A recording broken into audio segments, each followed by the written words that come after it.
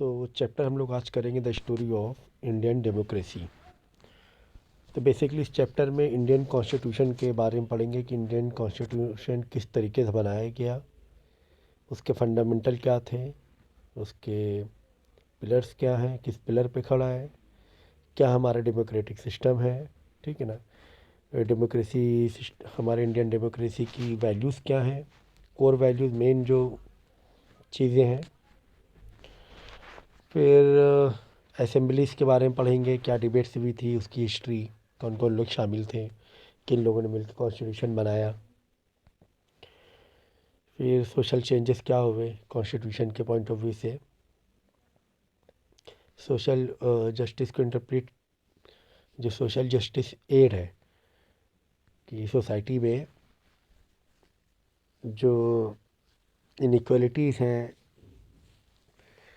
उसके लिए क्या सोशल जस्टिस दिए गए, किस तरीके से कॉन्स्टिट्यूशन बनाया गया कि सोशल जस्टिस मिल सके, सबको प्रॉपर न्याय मिल सके, या इक्वलिटी मिले, या राइट्स मिले। फिर गांव में जाएंगे तो पंचायत राज के सिस्टम कैसे बनाया है जो विलेज में हमारे होता है। फिर डेमोक्रेटिक डिसेंट्रलाइजेशन, फिर पंचायती राज एक्ट 92 के मेन फीचर्स पढ़ेंगे। उसके बाद पंचायत के पावर्स पढ़ेंगे, न्याय पंचायत, वन पंचायत। बेसिकली ये जो विलेज में है कॉन्स्टिट्यूशन किस तरीके से विलेज पार्ट में बनाया गया है, वो इस बारे में हम लोगों को पढ़ना है। पंचायती राज इन ट्राइब एरिया, पंचायती राज मतलब जो जुडिशरी सिस्टम है, पंचायत का मतलब क्या हुआ, जो जुडिशरी सिस्टम है वो किस तरीके से, अब ये जो गांव में जुडिशरी सिस्टम किस तरीके से काम करता है। जिस तरह शहर में हाई कोर्ट है, डिस्ट्रिक्ट कोर्ट है, सुप्रीम कोर्ट है, ठीक है, दूसरी और भी ऐसी एजेंसीज हैं, इस तरह गांव में पंचायत सिस्टम चलता है। ठीक है, जो जो जो जस्टिस या दूसरी चीज़ें हैं, वो इश्यूज़ हैं, वो पंचायत में सेटल होते हैं।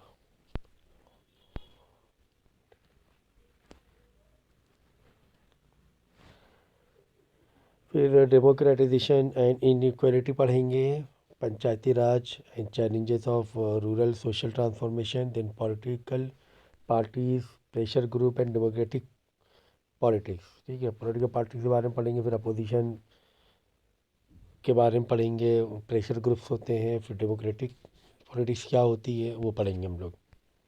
तो बेसिकली ये चैप्टर में हम लोग कॉन्स्टिट्यूशन इंडिया का डायरेक्ट तौर पे वो पंचायत राज से रिलेटेड चीज़ों को हम लोग डील करेंगे। ठीक है,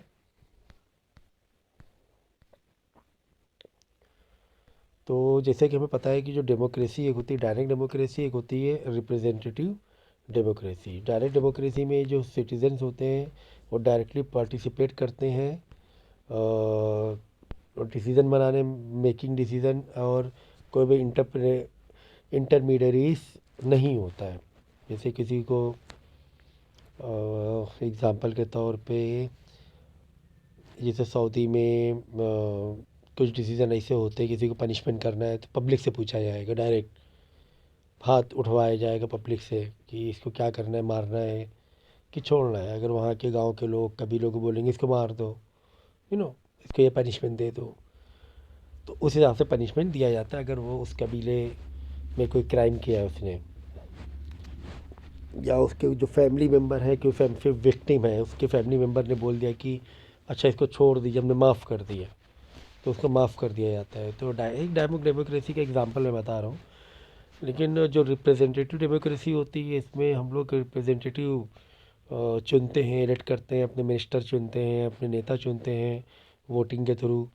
फिर वो जो मिनिस्टर होता है, वो जो सीट में बैठा हुआ है उस पोस्ट पे, उसके डिसीज़न, हमारे डिसीज़न, वो अपने वो जो उसके जो डिसीज़न होंगे, समझो हमारे डिसीज़न को रिप्रेजेंट कर रहा है, इस तरीके से कह सकते हैं। क्योंकि हर चीज़ डायरेक्ट कैसे पॉसिबल हो पाएगा, हर बार डायरेक्ट आना पब्लिक से और वो ये कराना, हर डिसीज़न पे, हर छोटी चीज़ों पर वोटिंग कराना, वो पॉसिबल नहीं है। In representative democracy citizen use their right to vote and elect their representative, जैसे इंडिया में होता है। ठीक है, to take decision thus representative democracy और participatory democracy is a system of democracy. यही प्रैक्टिकल होता है रिप्रेजेंटेटिव डेमोक्रेसी, प्रैक्टिकली यही है मेन पॉसिबिलिटी जो होती है बड़े कोई कंट्री में, which the member of group और community participate collectively in the taking of major decision. In a modern society, representative democracy alone is possible because of its size and complexity, है ना, size इतना बड़ा है, इतनी public है। जैसे मैंने सऊदी का एग्जांपल दिया तो इसका मतलब ये नहीं हुआ कि वहाँ पे डेमोक्रेसी है, वो मैंने एक एग्जांपल आपको दिया था कि इस डायरेक्ट डिसीजन लेने का मतलब क्या होता है पब्लिक से, वो मैंने बताया। डेमोक्रेसी नहीं है, डेमोक्रेसी मतलब पॉलिटिक्स नहीं है वहाँ। टुडे द मोस्ट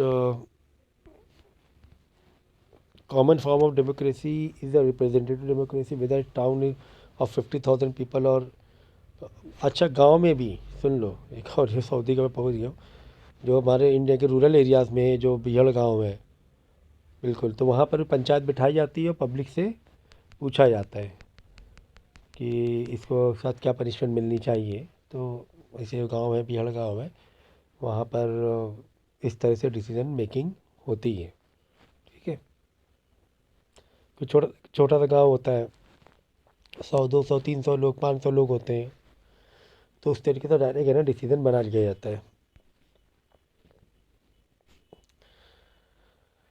सो अगर 50,000 का भी टाउन है या फिर 50 लाख का या 50 करोड़ लोग कंट्री में रहते हैं, चाहे 50,000 भी क्यों ना हो, चाहे 50 करोड़ भी क्यों ना हो, तो डेमोक्रेसी, रिप्रेजेंटेटिव डेमोक्रेसी ही सही तरीका होता है जहाँ पर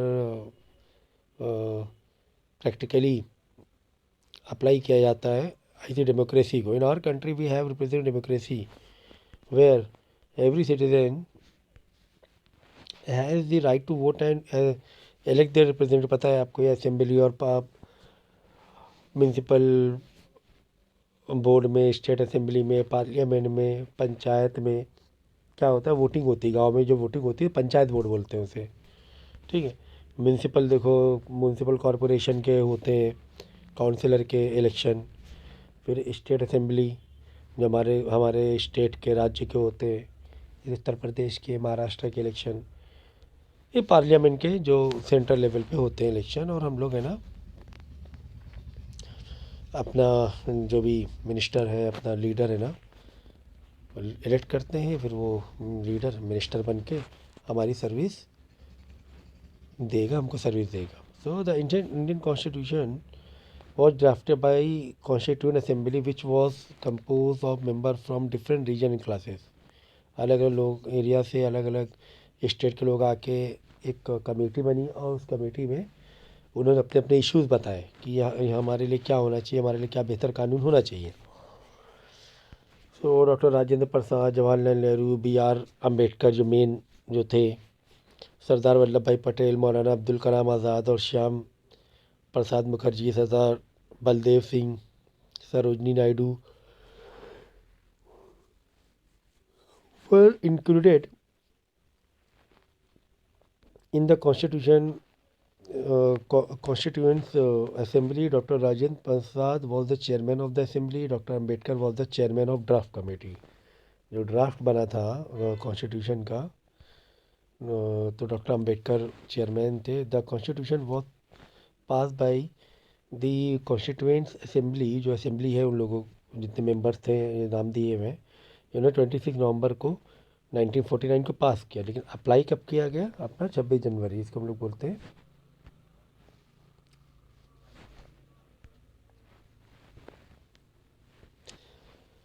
तो 26 जनवरी को हम लोग देखो नेशनल हॉलीडे भी हम लोगों को दिया गया है, क्योंकि इस दिन क्या हुआ था, कॉन्स्टिट्यूशन इम्प्लीमेंट हुआ था। The Indian constitution has preamble, जो मेन जो बेस है, which declare India to a democratic republic. In other words the president is elected by the people. तो जो प्रेसिडेंट है एक तरीके से इनडायरेक्टली पीपल इलेक्ट कर रहे हैं। ऐसे इंडिया हैज़ ए, लेकिन डायरेक्ट वोटिंग पब्लिक से नहीं होती है, उसकी अलग तरीके से होती है प्रेसिडेंट की इलेक्शन जो होता है, लेकिन वो इनडायरेक्टली बाई पीपल ही आप कह सकते हो, क्योंकि जो डायरेक्ट पब्लिक या direct people of India representative जो इलेक्ट करते हैं वो रिप्रेजेंटेटिव ही प्रेसिडेंट को इलेक्ट करते हैं। India has a federal system of government, has government in the centre. तो फेडरल सिस्टम ऑफ का गवर्नमेंट मतलब स्टेट, इंडिया जो है वो एक अलग अलग अलग स्टेट में ये है, समझो कि स्टेट्स में बटा हुआ है, ऐसा कह सकते हैं। ठीक है, उत्तर प्रदेश, महाराष्ट्र है, गुजरात, यूपी, ये सब अलग अलग अलग बाई लैंग्वेज, लैंग्वेज बेस पर अलग अलग स्टेट्स इंडिया में बने हैं। ठीक है, तो स्टेट की गवर्नमेंट अलग है। ठीक है, और फिर एक पूरा जो स्टेट बन के कंट्री बन रहा है, एक नेशन बन रहा है, उसकी गवर्नमेंट अलग है, उसको बोलते हैं यूनियन या सेंट्रल गवर्नमेंट, यूनियन गवर्नमेंट। ठीक है, कोर वैल्यूज़ क्या है? Like so many other feature modern Indian, we need to begin the story of modern Indian democracy from the colonial period. In the last two chapters you have read about the many structural and cultural changes that British colonialism brought up deliberately, although some changes that happened were quite unintentional. For example, British introduced western education in India to prepare a generation of loyal Indians to strengthen their rule in India, but this western section of Indians used western liberal ideas of democracy, social justice and nationalism challenge. ठीक है, तो basically यहाँ पे जो बताया कि democracy है या कॉन्स्टिट्यूशन है वो मॉडर्न डेमोक्रेसी पे बेस्ड है, मॉडर्न पॉलिटिक्स पर बेस्ड है। अब ये मॉडर्न पॉलिटिक्स आई कहाँ से? तो ये ब्रिटिश इटसेल्फ लेकर आए, वो लाए तो अपने फ़ायदे के लिए, लेकिन इंडिया ने उसको अपना ही हथियार बना लिया। जैसे वेस्टर्न एजुकेशन इन लोग लेकर आए थे अपने फ़ायदे के लिए, तो ब्रिटिश, लेकिन वेस्टर्न एजुकेशन से ही इंडिया के लोगों ने डेमोक्रेसी सीखी, सोशल जस्टिस सीखा, नेशनलिज्म सीखा, और वो उसके ब्रिटिश के अगेंस्ट काम किया, उन्हीं के अगेंस्ट इंडियन लोगों ने प्रोटेस्ट किया और अपनी डिमांड रखी। तो जो वेस्टर्न आइडियाज़ हैं, वो वेस्टर्न जो थॉट्स हैं वो इंडियन लोगों ने अडॉप्ट किया, फिर इंडियन थॉट्स या इंडियन जो माइंडसेट है और वेस्टर्न आइडियाज़ हैं, ये दोनों ने मिलकर एक कॉन्स्टिट्यूशन को तैयार किया। मतलब मॉडर्न आइडियाज़ लेकर, वेस्टर्न आइडियाज़ लेकर इंडियन जो इश्यूज़ हैं, इंडियन जो कल्चर है उसको ध्यान में रखकर कॉन्स्टिट्यूशन को तैयार किया गया, और डेमोक्रेटिक वैल्यूज़ बताई गई कि डेमोक्रेटिक वैल्यूज़ कितना इम्पॉर्टेंट है, क्योंकि अगर कोई कंट्री स्टेबल है उसका रीज़न ही है डेमोक्रेटिक वैल्यूज़। अब इतनी बड़ी समझो आर्मी है, नेवी है, जैसे पाकिस्तान में आप 2-3 बार देख चुके हो, वहाँ पर आर्मी रूल लग जाता है। आर्मी क्या करती है? टेक ओवर कर लेती है पॉलिटिक्स को, डेमोक्रेसी जो भी पॉलिटिक्स है वो प्रेसिडेंट को और प्राइम मिनिस्टर को बंद कर देती है जेल में, और खुद ही वो रूल करने लगेगी, क्योंकि आर्मी है, आर्मी का जो मेन जनरल है उसके पास पावर है। तो आर्मी ही तो मेन देखा जाए तो ताकत हुई ना किसी भी कंट्री की, उसका जो डिफेंस सिस्टम है। ठीक है ना, चाहे वो नेवी हो, चाहे वो एयरफोर्स हो, चाहे वो अर्थ बेस पर ये हो, आर्मी हो, तो ये यही तो मेन पावर है जो अपने कंट्री को डिफेंड करती है बाहरी, इससे बॉर्डर को जो प्रोटेक्ट करती हैं, जो एक कंट्री की पावर होती है। अब ये जो पावर कौन कंट्रोल करता है? ये मेन जो इसका जनरल है। लेकिन जो जनरल है अब वही अगेंस्ट हो जाए और बोले आर्मी को आपको ऐसा करना है, ठीक है ना, नेवी एयरफोर्स को डील करे, क्योंकि मेन जनरल है वो। लेकिन इसीलिए डेमोक्रेटिक वैल्यू होना चाहिए कि आर्मी हुआ या जो भी है एयरफोर्स, जो भी डिफेंस सिस्टम है, वो उसके अपने जनरल की कहाँ तक बातों को फॉलो कर सकती है। तो यही होती क्या डेमोक्रेटिक वैल्यूज़। तो पाकिस्तान में 2-3 बार हो चुका है ये चीज़, यहाँ पर इस तरीके से डेमोक्रेटिक को हटा कर और खुद रूल किया है कंट्री को।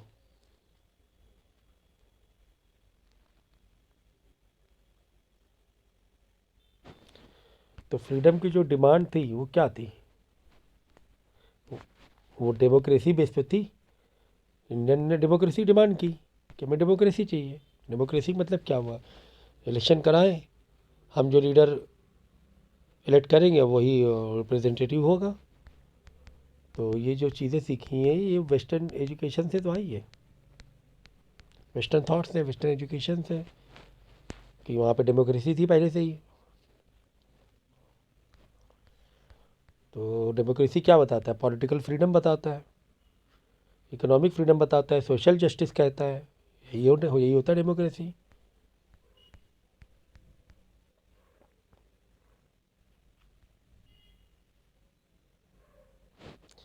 देखो 1928 में ही आज़ादी, कितने साल पहले, लगभग 19 साल पहले ही मोतीलाल नेहरू, जो जवाहरलाल नेहरू के फादर थे, and 8 other Congress leader drafted a constitution for India in 1931।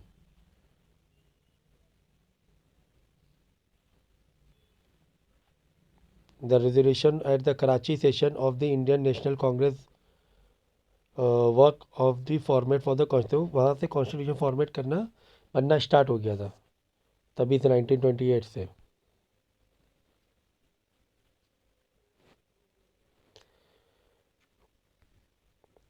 तो 1928 में, फिर 31 में कराची सेशन में कॉन्स्टिट्यूशन का फॉर्मेट बनाया गया। यहाँ पे देखो कराची कांग्रेस रेजोल्यूशन 1931। तो Swaraj was conceived by the Congress, Swaraj नाम दिया गया। Congress should include real economic freedom of the masses, public के लिए। The Congress declare that no constitution will be acceptable unless it's provide और enable he Swaraj government for provide for, ठीक है। तो कॉन्स्टिट्यूशन उन्होंने बोला कि एक्सेप्ट नहीं किया जा सकता जब तक कि खुद की गवर्नमेंट ना हो, शिवराज ना हो। दूसरा हम पर क्यों ये करेगा, रूल करेगा। तो उसी में फ्रीडम बताया गया, freedom of religion, protection of all culture and languages, और citizen shall be equal before the law, मतलब लॉ, कानून सबके लिए बराबर होना चाहिए। नो डिसेबिलिटी इन एम्प्लॉयमेंट और ट्रेड और profession on account of religion, caste और सेक्स, कि धर्म के नाम पर, कास्ट और मेल जेंडर के नाम पर नौकरी नहीं रोकनी चाहिए मिलना। मतलब नौकरी जो एम्प्लॉयमेंट के लिए रिलीजन, कास्ट और जेंडर्स को आपको नहीं देखना है, ठीक है ना। इसका खास ध्यान रखना है। कोई भी जॉब कर सकता है, कोई भी काम कर सकता है। Equal rights and duties for all regards to public wealth schools etc, ठीक है। जो भी कुएँ थे, पब्लिक वेल्थ, उस टाइम पानी का मेन सोर्स तो वेल था ना, तो उसके लिए, और स्कूल हुआ, हॉस्पिटल हुआ, तो उसके लिए इक्वल राइट होनी चाहिए। All have right to bear arms in the according with the regulation. No person to be deprived of property liberty except according with the law. किसी को प्रॉपर्टी नहीं छीननी चाहिए इसकी अगर है तो। ये सारी चीज़ें थी। Religious neutrality of state, adult suffrage, फिर free compulsory primary education. Primary education free तभी तो बोला गया था, क्लास 5 तक के एजुकेशन फ्री होनी चाहिए। No title to be conferred, capital punishment to be obliged, freedom of movement of every citizen in India, right to settle and acquire property at any part and equal protection law। कहीं पर भी कहीं भी जा सकता है वो, किसी भी स्टेट में प्रॉपर्टी ले सकता है। लेकिन एक दो स्टेट के लिए अलग लॉ थे बाद में, जब फाइनल बनाया गया constitution. Proper standard of life, special जो स्टेट्स को दर्जा मिला था, उनके लॉस कुछ अलग थे प्रॉपर्टी को लेकर भी। तो वुमेन के लिए भी था। तो इस तरीके से कॉन्स्टिट्यूशन, देखो और भी काफ़ी सारी चीज़ें इसमें रखी गई थी। बच्चों को नहीं फैक्ट्री में काम कर सकते, माइनिंग में। फिर वर्कर यूनियंस, जो लेबर यूनियन होते हैं, लेबर्स के अपने ग्रुप जो होते हैं, उनको उनके राइट्स देना, लैंड रेवेन्यू, टीनियर, रेंट। ये पहले बहुत बड़ा इशू था, क्योंकि जो बड़े ज़मींदारों की ज़मीनें थी वो रेवेन्यूज़ उनको देना पड़ता था, या जो भी किराए पे लिए हुए थे दूसरों की ज़मीनें, उनका रेंट से रिलेटेड काफ़ी इश्यूज थे, काफ़ी कॉन्फ्लिक्ट्स थे। तो उसको सेटल करना वो था।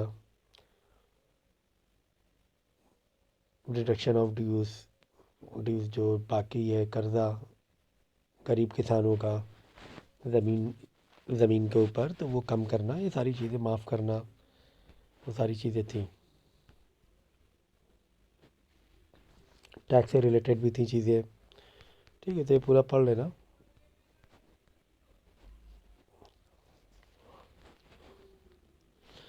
अब देखो डिबेट्स किस बेस पर हुई। मेन तो इक्वालिटी, ठीक है ना। रिलीजन बेस पर जो इक्वालिटी होना बहुत ज़रूरी है, चाहे वो रिलीजन हो चाहे कास्ट हो। तो डिस्क्रिमिनेशन नहीं होना चाहिए किसी भी तरीके से माइनॉरिटी के ऊपर। तो गांधी जी ने क्या लिखा 1939 में, in the Harijan called the only way. In this article, he said the Constituent Assembly alone can produce a constitution indigenous to country and truly and fully representing the will of the people, which is based on under and adulterated adult franchise for both men and women. दोनों के लिए बराबर हो। There was a popular demand for a Constituent Assembly in 19 which was finally considered by imperialist Britain in 1945.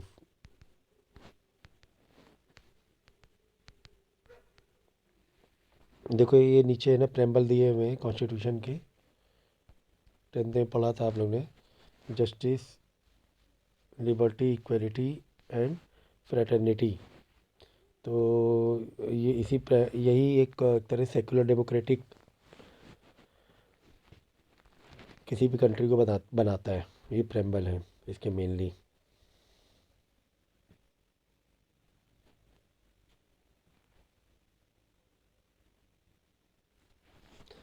ठीक है, justice मिलना चाहिए, चाहे सोशल पॉइंट ऑफ व्यू से, चाहे इकोनॉमिक पॉइंट ऑफ व्यू से, चाहे पॉलिटिकल पॉइंट ऑफ व्यू से हो। सोशल पॉइंट ऑफ व्यू से जस्टिस मतलब हमें भी रहने का हक है आपके साथ, चाहे हम छोटे कास्ट के क्यों ना हो। पढ़ने का हक है, एक नदी में पानी पीने का, एक वेल में पानी निकालने का हक है। ये इकोनॉमिक, हमें भी नौकरी का हक है। पहले छोटा बड़ा बहुत था ना कास्ट वाइज। तो ये इस पर कॉन्स्टिट्यूशन काफ़ी अच्छे तरीके से डील किया, तो वो कम हो गया है ना। पहले उस वक्त बहुत ज़्यादा था, छोटे कास्ट के लोग पास लोग नहीं बैठाते थे, काम तो दूर की बात है। पॉलिटिकल में अगर जिसको भी इलेक्शन लड़ना है लड़ सकता है, किसको वोट देना है वोट दे सकता है। तो लिबर्टी वाला आज़ादी, एक तरीके से अपने थॉट्स की, अपने एक्सप्रेशन की, अपने बिलीफ किस पर यकीन है, आपको कौन से धर्म को फॉलो करना है, सब पूरा लिबर्टी होनी चाहिए।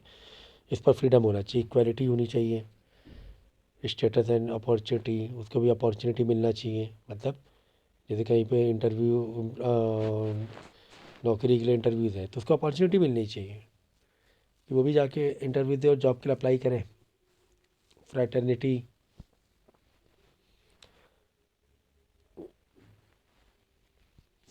जो इंडिविजुअल की डिग्निटी है, उसकी जो सेल्फ रिस्पेक्ट है, वो मेंटेन होना ज़रूरी है। ठीक है ना, मतलब उससे यूनिटी पैदा होती है। So in our Constituent Assembly in 26th day of November 1949 to hereby adopt, ये 1949 को पूरा ड्राफ्ट तैयार हो चुका था। फिर 26 जनवरी 1950 को अप्लाई कर दिया गया था। डिबेट्स थे लोगों के।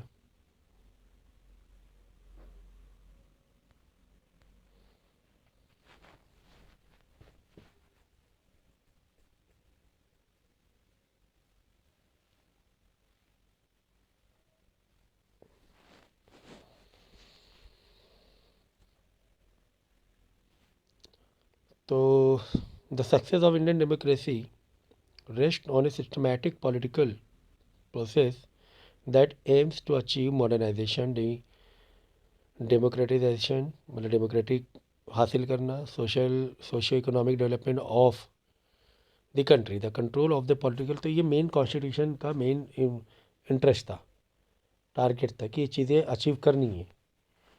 ठीक है ना। So we all know that elections are very important in democracy. Various political parties take part in the election. जो पहला इलेक्शन 1952 में हुआ था, 47 में नहीं हुआ, 47 बाई डिफ़ॉल्ट गवर्नमेंट बन गई थी। जो पहला इलेक्शन हुआ था 1952 में हुआ था। तो इसी के बारे में है कि किस जो इलेक्शन लड़ा जाता है या हम किसी को भी वोट कर रहे हैं, किस बेस पे करना है हमें, तो डेफिनेटली उसकी अपनी डिमांड्स होती हैं, अपने पब्लिक के अपनी रिक्वायरमेंट्स होती हैं। अगर कोई लीडर उस रिक्वायरमेंट को फुलफ़िल करने का प्रॉमिस कर रहा है तो पब्लिक उसको वोट करती है। तो कहीं पर भी कोई भी लीडर बनता है तो उसको रिलीजन बेस या लैंग्वेज या इस बेस पर नहीं हमें ये करना चाहिए, पब्लिक को अट्रैक्ट करना चाहिए। ठीक है ना, क्योंकि सभी के रिलीजन सभी के कल्चर को कॉन्स्टिट्यूशन का बेस है ये कि सभी को कल्चर या रिलीजन का ख्याल करना है, सोशियो जस्टिस देना है, इकोनॉमिक जस्टिस देना है। तो ये एक लीडर का काम होता है। ठीक है।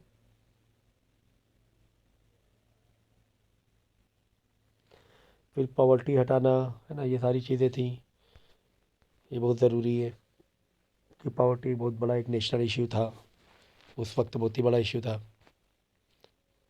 और तो हमेशा है, लेकिन उस वक्त एक काफ़ी लोगों के पास खाने तक के पैसे नहीं रहते थे, इतनी ज़्यादा गरीबी थी।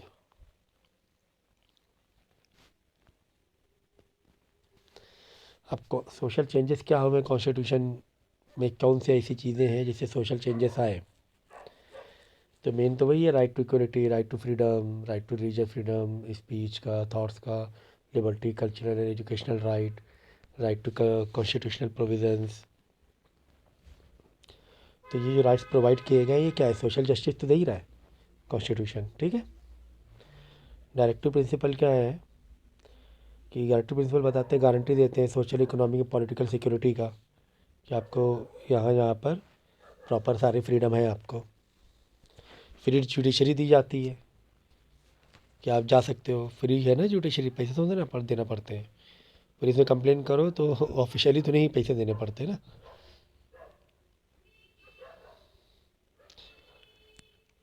ठीक है। तो फ्री जुडिशरी का मतलब यहाँ पर क्या हुआ कि सबके लिए वो जुडिशरी है, चाहे वो कोई भी कास्ट का हो, आप अपना जस्टिस के लिए आप जा सकते हो।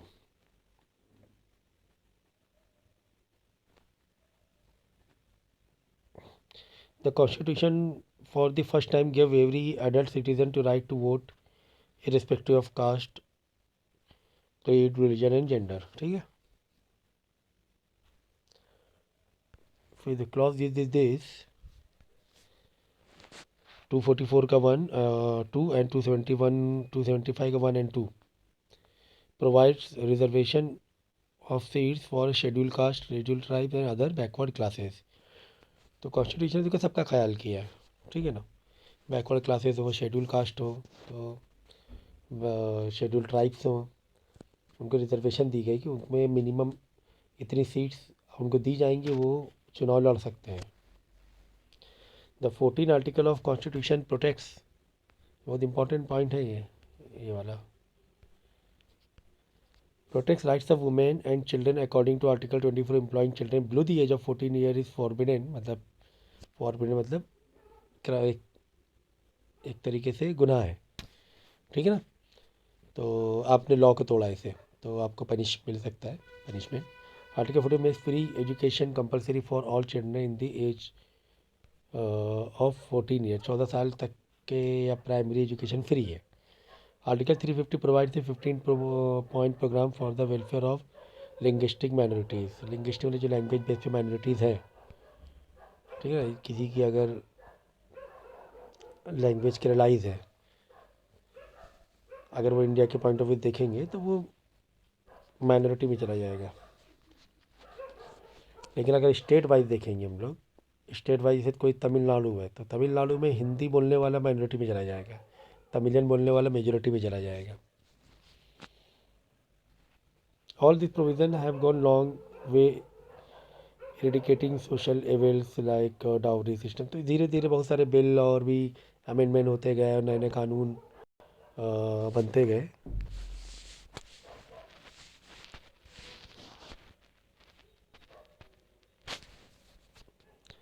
जैसे कि डाउरी और मैरिज से रिलेटेड हुआ, प्रॉपर्टीज से रिलेटेड हुआ, तो ये अमेंडमेंट होता रहता है, अभी भी होता है पार्लियामेंट में अकॉर्डिंग टू द सिचुएशन। फिर यहाँ पे कॉन्स्टिट्यूशन नॉर्म्स क्या है, नॉर्म्स मतलब कि क्या कह, ये डायरेक्शन देता है क्या क्या करना चाहिए क्या नहीं करना चाहिए, और सोशल जस्टिस के बारे में। तो it is important to understand the difference between law and justice. तो लॉ अपनी जगह है और जस्टिस अपनी जगह है, ठीक है। Law is law because it has the power to force obedience, ठीक है, it has power of the state behind it. The essence of justice is fairness. Any system of laws function through a hierarchy of authorities. The basic norm from which all other rules and authorities emanate in the Constitution, it is a document that constitutes a nation tenets. The citizen and the boundary, the Indian Constitution in India's basic norms spells out the rights and duties of its citizen and the boundaries of power of the state. No law can be made with goes against the tenets of the Constitution, ठीक है। ऐसा कोई law नहीं होगा, जो भी laws बने हैं वो कॉन्स्टिट्यूशन के अंडर में बने हुए, कॉन्स्टिट्यूशन तोड़ते हुए नहीं बने, ठीक है ना। तो ये चीज़ का मेन यहाँ पे दिया हुआ है कि जस्टिस फेयरनेस फेयर होना बहुत ज़रूरी है सबके लिए, तो उसी के अकॉर्डिंग लॉ बने। लेकिन लॉ जो है कॉन्स्टिट्यूशन की बाउंड्री के अंदर ही आते हैं, बाउंड्री के बाहर नहीं है। मतलब किसी को आप ऐसे नहीं पनिश कर सकते हो कि रिलीजियस बेस पर या उसकी कास्ट बेस पर, कि कॉन्स्टिट्यूशन इक्वल राइट देता है ना। So importance of constitution is even more in democracy since it includes the participation of people in political affair, be it direct or indirect. In democracy, the state has limited power and they are clearly stated.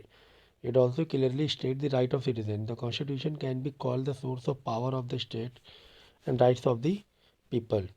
The constitution provides for a free judiciary. It has been made clear that the executive will not exert pressure on the judiciary. तो ये main है कि जो executive है, executive मतलब जो ministries है, parliament है, मिनिस्ट्री लेवल है, वो जुडिशरी पर प्रेशर नहीं डाल सकते, अपना इन्फ्लुएंस नहीं डाल सकते। कोई नेता होता है ना, लेकिन ऐसा होता है छोटे लेवल पे, डिस्ट्रिक्ट लेवल पे हो जाता है, इन्फ्लुएंस होता है मिनिस्टर्स का। इसीलिए हाई कोर्ट के अलग जो डिसीज़न आते हैं, जो जस्टिस आता है वो अलग होता है। फिर सुप्रीम कोर्ट में चैलेंज करो तो सुप्रीम कोर्ट होल्ड कर देता है, फिर उन केसेस को चेंज कर देता है, क्योंकि सुप्रीम कोर्ट बड़े लेवल का, उस पर कम इन्फ्लुएंस होता है, नहीं होता है इन्फ्लुएंस, होना तो नहीं हो चाहिए। वो तो कॉन्स्टिट्यूशन का यही है कि किसी भी तरीके से एग्जीक्यूटिव है ना वो प्रेशर नहीं दे सकता है, लेकिन इन्फ्लुएंस होता है, प्रैक्टिकली होता है। The hierarchy of court created by the constitution will interpret the laws when there is a dispute. Hierarchy court वही मैंने बताया ना, जैसे डिस्ट्रिक्ट कोर्ट में आपको अगर न्याय नहीं मिला तो आप कहाँ जाते हो, हाई कोर्ट में जाते हो, हाई कोर्ट से नहीं मिला तो सुप्रीम कोर्ट में जाते हो। यही हायरार्की है जो कोशिश करता है कि किसी भी तरीके से आपको डिसीज़न कि मतलब गलत ना, आपको गलत ना लगे वो। अगर आपको लगता है गलत डिसीजन दिया गया है, गलत जस्टिस पास किया गया, आप चैलेंज कर सकते हैं बड़े कोर्ट में। तो कोशिश करता है डिस्प्यूट को ख़त्म करने की। तो this was important for a federal form of government also. तो फेडरल फॉर्म ऑफ गवर्नमेंट जो है, जहाँ पे स्टेट भी है, और अब जैसे स्टेट में पर्टिकुलर गवर्नमेंट है, कोई एक यू नो बी गवर्नमेंट है, और अब वो वहाँ पर उस गवर्नमेंट का उस पर वहाँ की कोर्ट पर इन्फ्लुएंस है ना। जो जो भी हाई कोर्ट्स आती हैं वो स्टेट लेवल की होती हैं। तो इसीलिए वो सुप्रीम कोर्ट जा सकता है। सुप्रीम कोर्ट, फेडरल गवर्नमेंट मतलब यही हुआ कि सेंट्रल गवर्नमेंट अलग है। अब सुप्रीम कोर्ट में तो स्टेट गवर्नमेंट का इन्फ्लुएंस नहीं है ना। तो ये चीज़ समझो।